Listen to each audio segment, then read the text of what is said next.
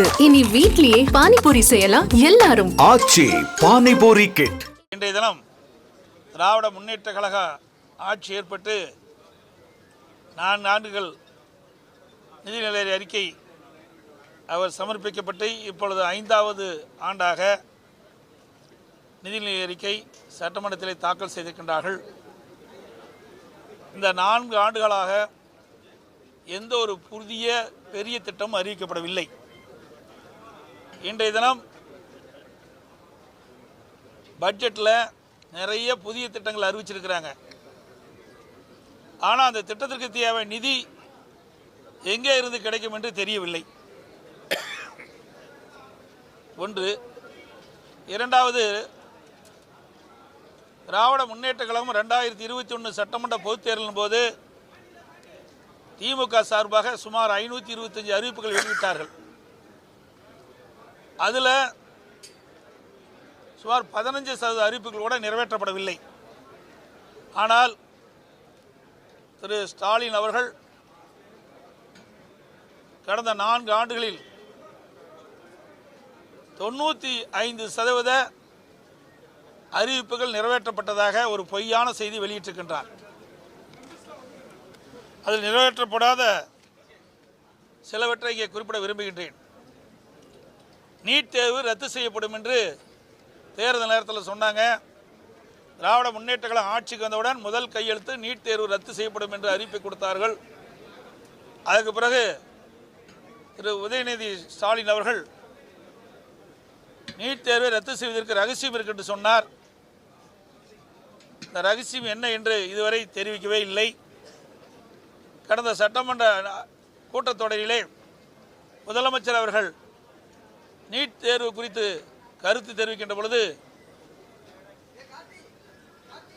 NEET தேர்வு குறித்து உச்சநீதிமன்றத்திலே வழக்கு இருக்கின்ற காரணத்தினாலே அதை நிறைவேற்ற முடியவில்லை என்ற ஒரு கருத்தை சொல்லி அதற்கு மூடு விழா கண்டுவிட்டார்.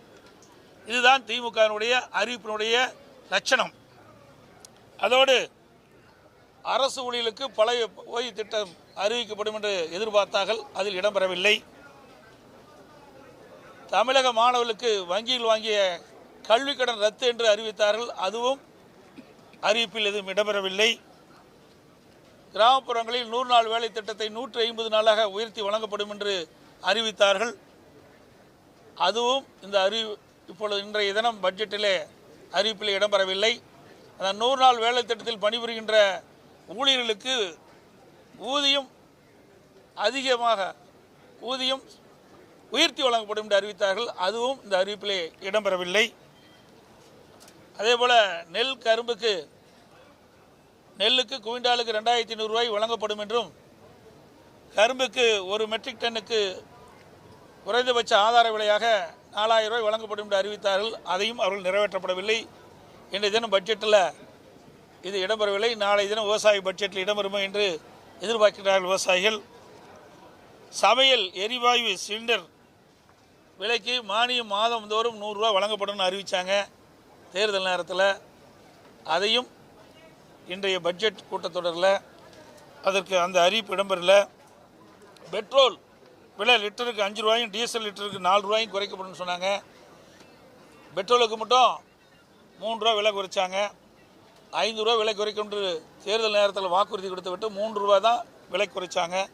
டீசலுக்கு 4 ரூபா விலை குறைக்கப்படும் என்று அறிவிக்கப்பட்டு இன்றைய வரை விலை குறைக்கவில்லை. அந்த அறிவிப்பும் இன்றைய பட்ஜெட்டில் இடம்பெறவில்லை.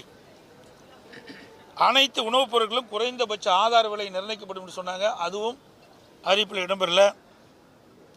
மின் கட்டணம் ஒவ்வொரு ஆண்டும் கணக்கிடப்படும் சொன்னாங்க. ஒவ்வொரு மாதமும் மின் கட்டணமும் ஒவ்வொரு மாதமும் கணக்கிட்டு அதற்கு ஏற்றவாறு அந்த தொகை நிர்ணயிக்கப்படும் சொன்னாங்க. அதுவும் இந்த அறிவிப்பில் இடம்பெறல. அதோட ரேஷன் கடையில் தற்போது வழங்கப்படுகின்ற சர்க்கரை அளவை 1 கிலோ கூடுதலாக வழங்கப்படும் சொன்னாங்க. அதுவும் வழங்கல. இதெல்லாம் முக்கியமான அறிவிப்பு. எதுவுமே இடம்பெறல. இனி வீட்லயே பானிபூரி செய்யலாம் எல்லாரும். ஆச்சி பானிபூரி கிட். செய்திகளை உடனுக்குடனும் துல்லியமாகவும் தெரிந்து கொள்ள சப்ஸ்கிரைப் பண்ணுங்க.